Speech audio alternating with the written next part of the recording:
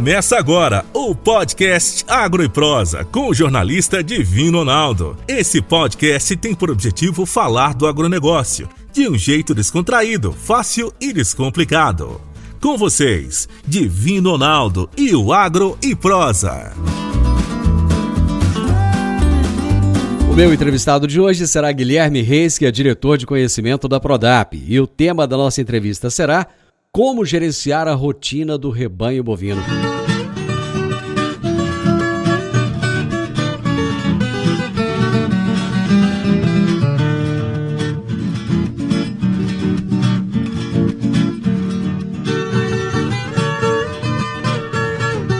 Guilherme, que prazer ter você aqui no programa. Muito obrigado por aceitar nosso convite.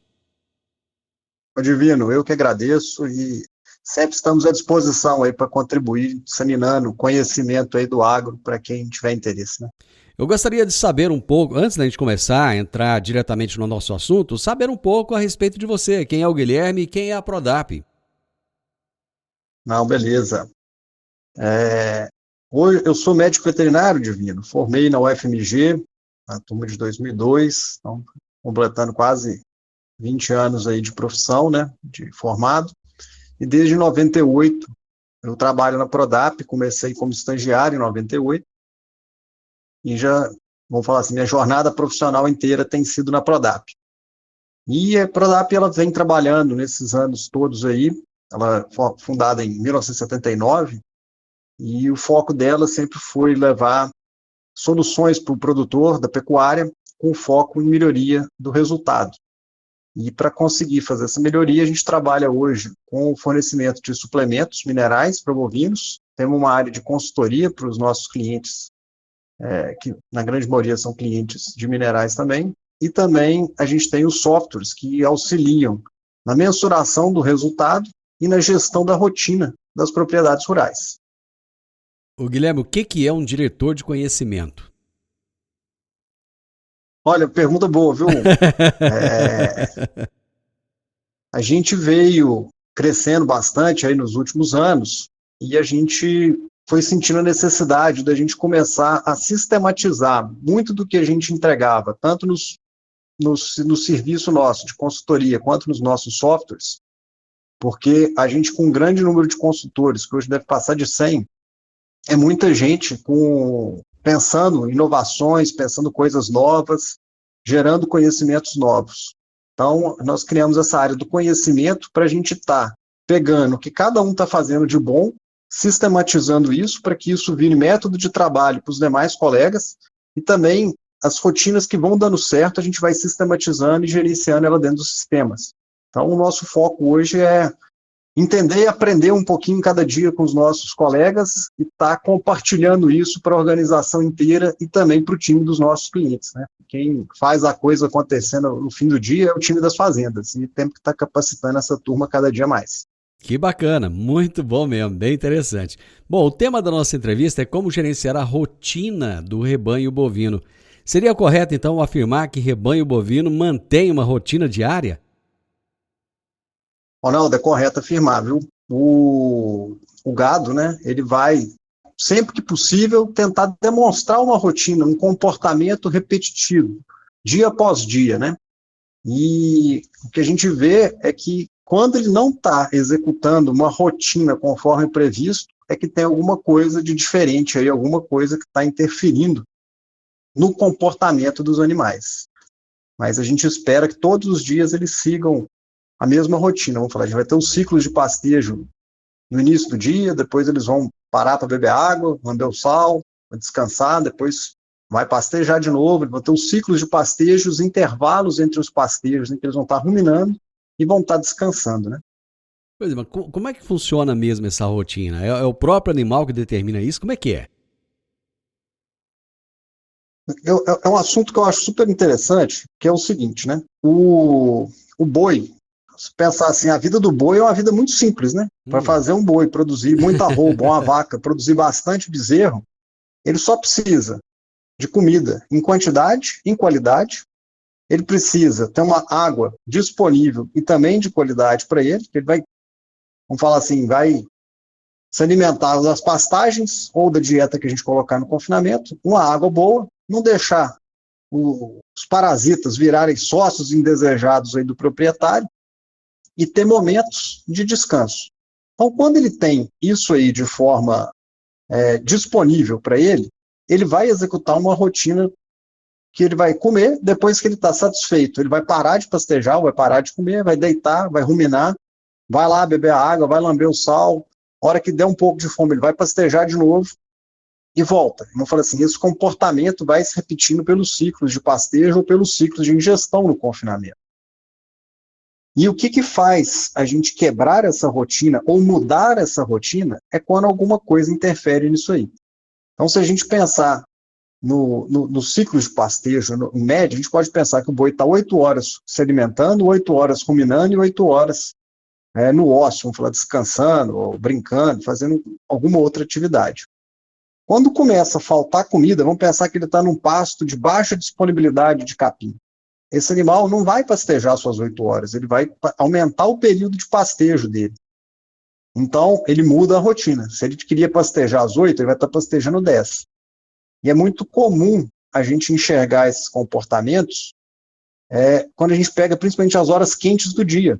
Se você ir numa fazenda e olhar um pasto que está com disponibilidade de comida, de capim à vontade, o gado vai estar descansando essa hora. Agora, se o boi estiver pastando na hora quente do dia, é um sinal de que está faltando alimento para ele. Aliás, faltou muito alimento agora com as pastagens que estavam extremamente ruins, e nem todo produtor tem aquela preocupação e aquele cuidado, né, de acrescentar algo a mais. E acaba que o animal muitas vezes fica ali roendo aquela raiz que está na terra, né? Uhum. E esse tipo de situação, né, que infelizmente ainda é muito comum no Brasil, a gente hoje tem uma média de produção em torno de 3,5 a 4 arrobas por cabeça ano, na média do rebanho nacional, é muito em função dessa baixa disponibilidade de comida. E isso aí é um sinal que o gado dá para a gente, fala assim, me ajuda aí, cara, eu estou precisando de algo mais, né? E como consequência desse manejo inadequado, toda vez que a gente faz um pastejo, que a gente abaixa do ponto fisiológico da planta forrageira, a gente começa a ter uma mobilização de energia da raiz para a folha.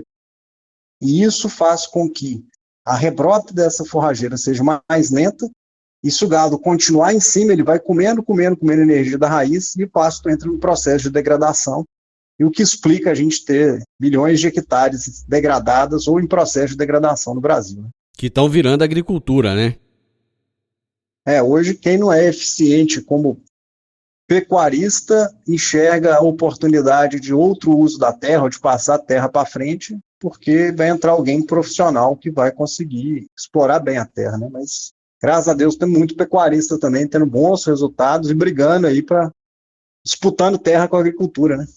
Com que velocidade está acontecendo essa mudança de prática de manejo no Brasil? Tá no ritmo que precisa ou está muito aquém daquilo que precisa? Divino, eu falaria o seguinte, cara, que essa mudança que está acontecendo, quem acaba ditando o ritmo dela é um pouco do mercado, né? Porque a gente pega aí até um bom momento que a gente está passando para fazer essa reflexão, que é esse momento da exportação China, né? Quando parou a exportação China, o preço despencou, muitos acharam que o boi não voltava, e a arroba está se demonstrando aí nos últimos dias essa retomada, mesmo sem exportação China. Isso. Então ela está mostrando para a gente que tem uma demanda de carne aí, que o mercado vai equilibrando. Então, eu acredito que se a gente acelerasse demais também a profissionalização da pecuária, a gente ia começar a ter uma oferta muito grande de animais, né, que pode aí dar uma desequilibrada. Então, eu acredito que o mercado vai se regulando. Até quando a gente pensa nesse patamar de mudança da arroba, que ela saiu de alguns anos atrás, aí, há poucos anos atrás, ela saiu de 150, 180 e foi para a casa dos 300, ela melhorou muito o negócio pecuário. Então, muita gente estava às vezes pensando até em mudar de atividade, com a retomada do preço, do resultado que a atividade passou, as pessoas passaram a investir muito mais em pecuária.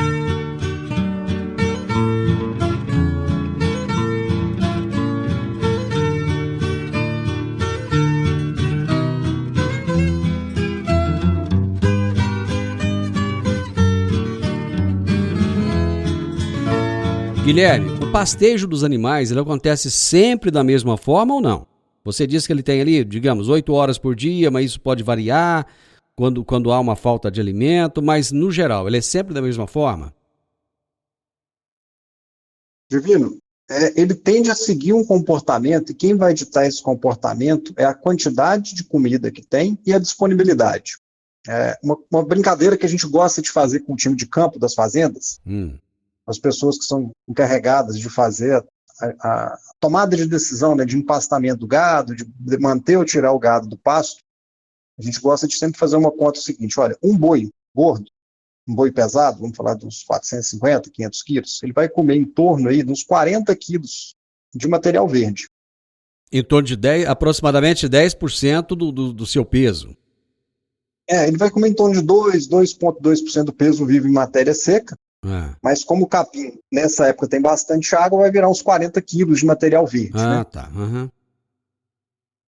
E aí, a gente gosta de fazer a seguinte brincadeira com a turma. A gente pega a turma e coloca ela num pasto que está mais baixo, com folhas pequenas ou folhas já cortadas, né? E a gente pergunta para a turma: o que o boi vai comer? Eles vão, vai comer as folhas, né? Uhum. A gente dá um saco para cada um e fala assim: beleza, agora vocês vão sair aí e vão juntar 40 quilos, pegando só as folhas que o boi vai comer. Os paus, os negócios que ele não come, você deixa para trás.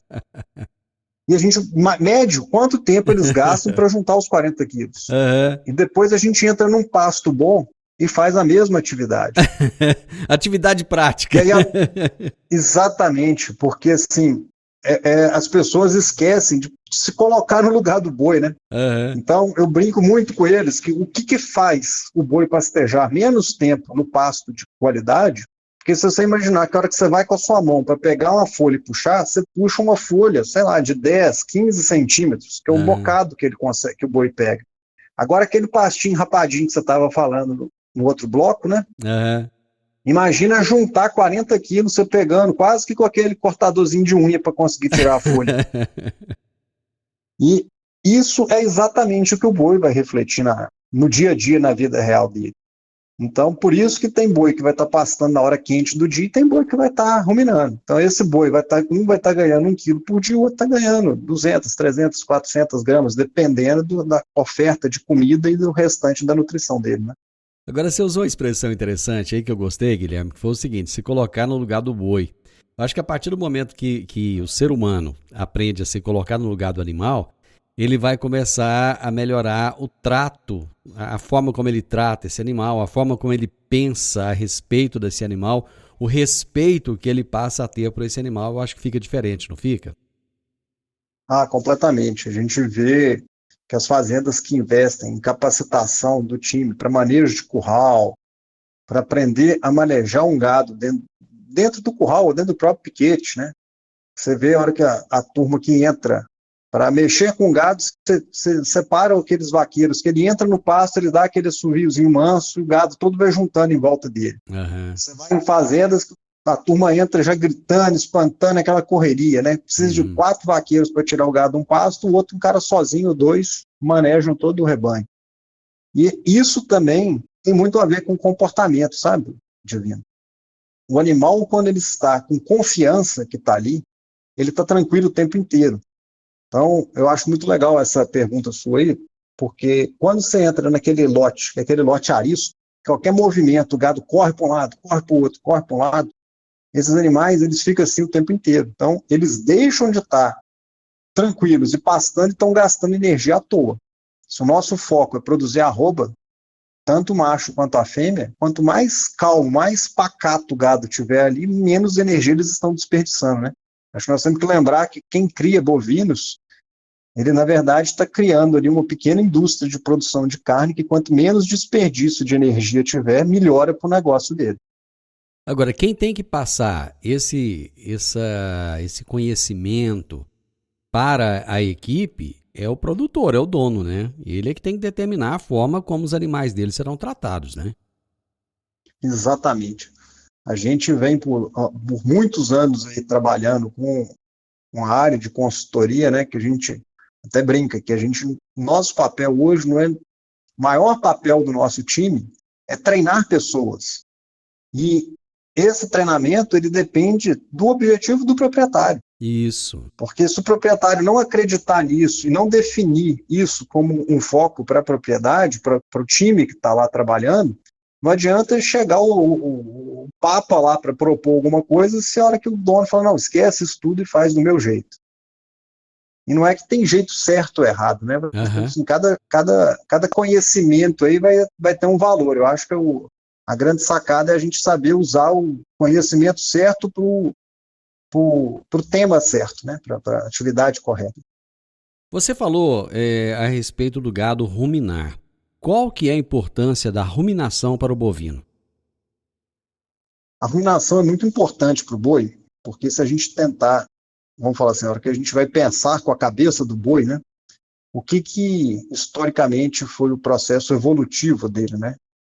O ruminante, os bovinos, os ovinos, aí, por exemplo, eles foram animais que, para tentar escapar dos predadores, né? Eles se alimentavam muito rápido e voltavam para o local que eles acreditavam estar mais seguros e pegavam esse alimento que eles engoliram muito rápido e começam a remastigar esse alimento, né? Certo. Então foi por isso que surgiu a evolução e a ruminação. Se a gente vê, tem muita gente que fala assim, pô, o pasto que você põe cavalo, põe égua, acaba com o pasto que o bicho come o dia inteiro.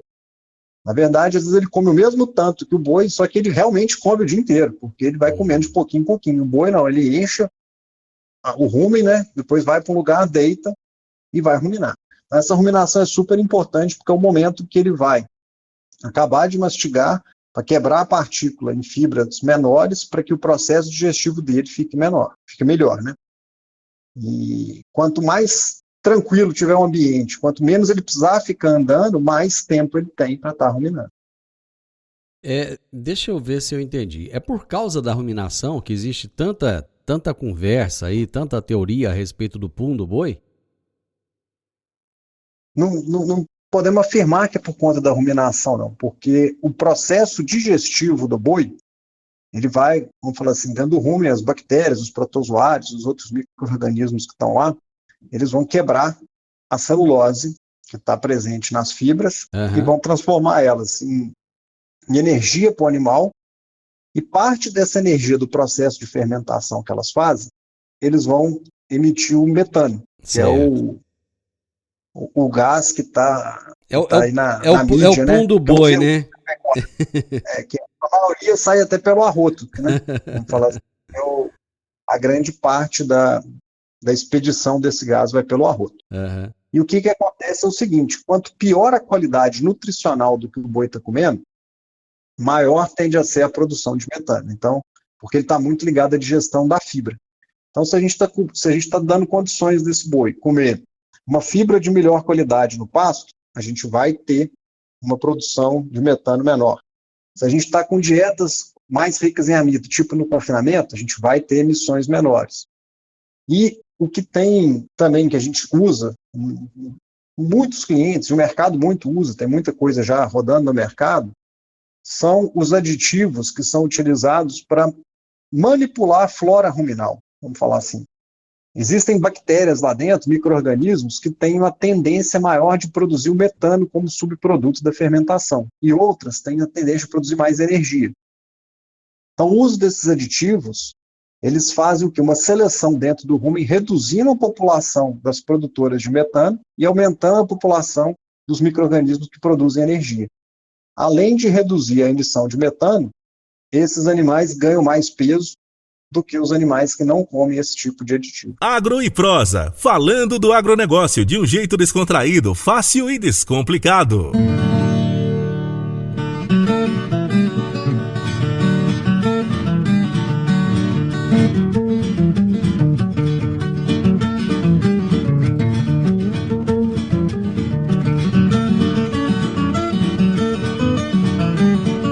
O Guilherme está me dando uma aula aqui a respeito desse assunto, muito interessante, por sinal.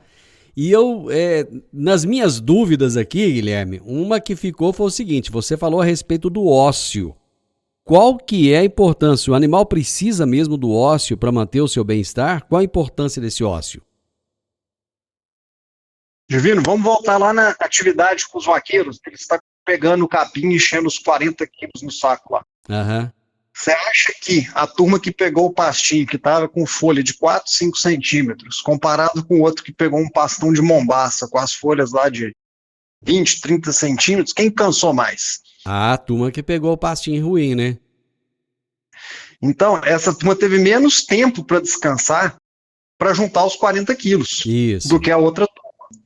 Então, a hora que o animal começa a ter mais tempo, é a hora que a gente vê eles descansando e gastando pouca energia. Então, o animal que tem menos tempo para o ócio, ele está gastando mais energia, porque se a gente voltar lá para a cabeça do boi, o que ele vai falar? Poxa, eu tenho que comer meus 40 quilos. Uhum. Aí ele vai ficar lá. Se ele não vai conseguir comer em 8 horas, ele vai comer em 12. Uhum. E se ele comeu em 12, ele vai ter que ficar mais X horas lá ruminando, e vai reduzir esse tempo livre dele, esse tempo de descanso, o tempo dele dormir.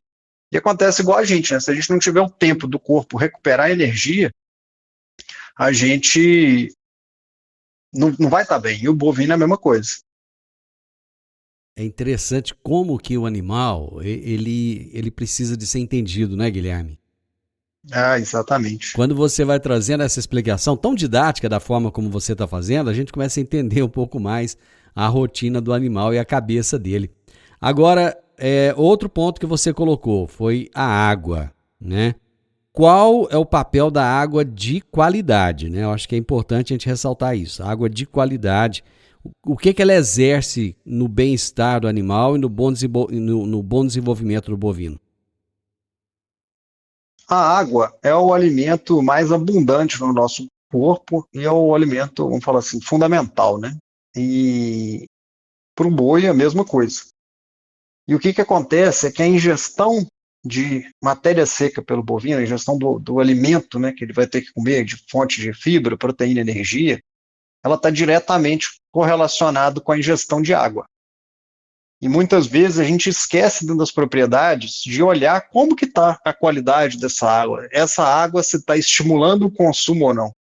E muitas vezes a gente vê propriedades com pasto maravilhoso, um bom produto no coxo e o desempenho não está bacana.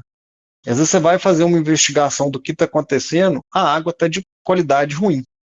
E quando eu falo qualidade ruim da água, não estou nem falando de uma análise bioquímica dessa água. A maioria das vezes o que a gente tem visto de água, que a gente tem chamado água de qualidade ruim, é aquela água que ou está empoçada numa cacimba, que ela começa a ficar lá misturada com muita matéria orgânica, muito barro, que o animal realmente rejeita um pouco aquela água e bebe porque não tem outra, né? Vira lama, né? Aquela lama. Exatamente. E junta ali verminose, e vai juntando outros problemas com essa água de cacimba, que é uma água que geralmente tende a ficar muito ruim, principalmente à medida que vai terminando o período de chuvas, né? Que ela vai reduzindo a abundância e piora com isso aí. E já que a turma que já pensa que pus o bebedouro, eu resolvi o meu problema, é muito comum a turma ficar muito preocupada com aquela alga que forma por cima dos bebedouros, mas o grande vilão não é a alga. O grande vilão, a gente fala assim para o time de campo, como é que você vê se uma água está boa ou ruim? Enfia a mão no fundo do bebedouro e vê se tem matéria orgânica depositada. Se tiver matéria orgânica, já é um mau sinal. A hora que você pegar essa matéria orgânica e cheirar ela, se ela tiver com cheiro de putrefação, essa é a água que o boi detesta beber, que aí ela fica igual uma água de cacimba, só que dentro do bebedouro. Então a gente tem feito uma rotina de inspeção constante dos bebedouros e o próprio time. A hora que ele começa a detectar que essa água começou a acumular muita matéria orgânica, o que a turma faz é pegar um par de vassoura, um sabão, uma água sanitária, esfregar o bebedouro e limpar ele, que possivelmente a próxima água que entrar tende a ser uma água de uma qualidade bem superior, né? Existe um posicionamento ideal? Então não tem nada de complicado nisso aí, né? Na realidade é o seguinte, o animal gosta de água boa como a gente gosta, né? Ninguém gosta de tomar uma água suja ou salobra, né? Existe um posicionamento ideal para os bebedouros na pastagem? Existe, viu?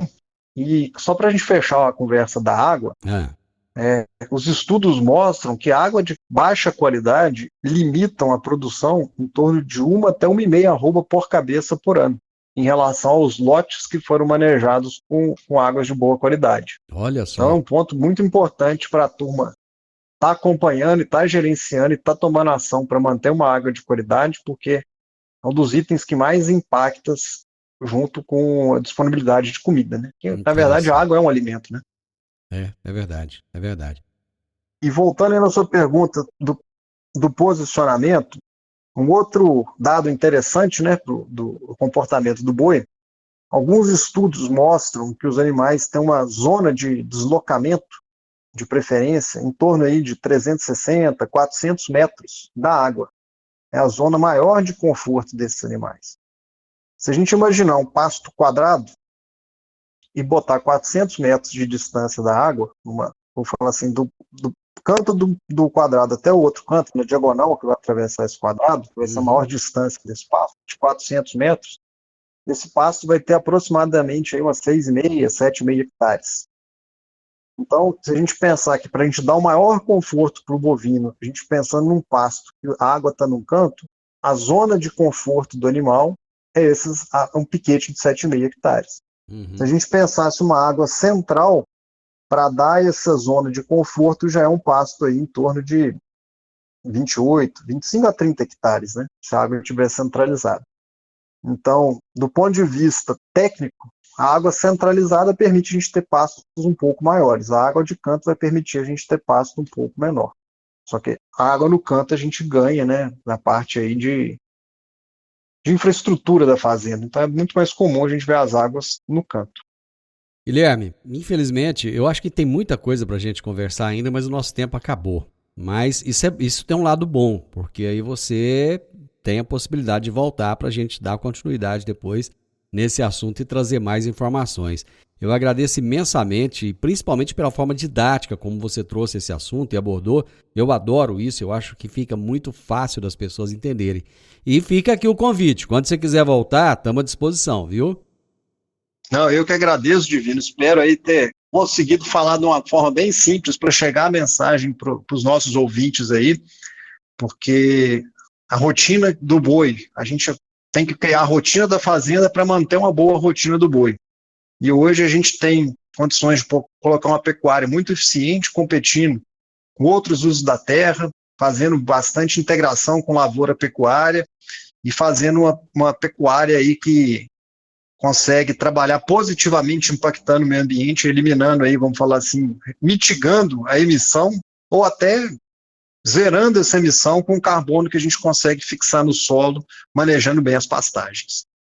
Já está aí a dica de um outro assunto para a gente continuar depois. Abraço, Guilherme.